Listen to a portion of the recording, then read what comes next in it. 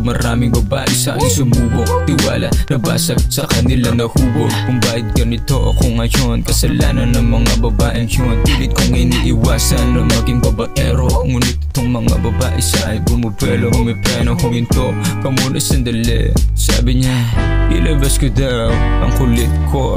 Pag sabay-sabayin mga babaeng ani, saan napapatingin kapag ako dumating? Yung babae mo hawaan mo ase baka sa akin eh. Oh, baka mayabangan ka partida. Mas mayabang pa ako nung simula. Mas mayabang pa ako noon. Tas humble na ngayon. Humble na ngayon.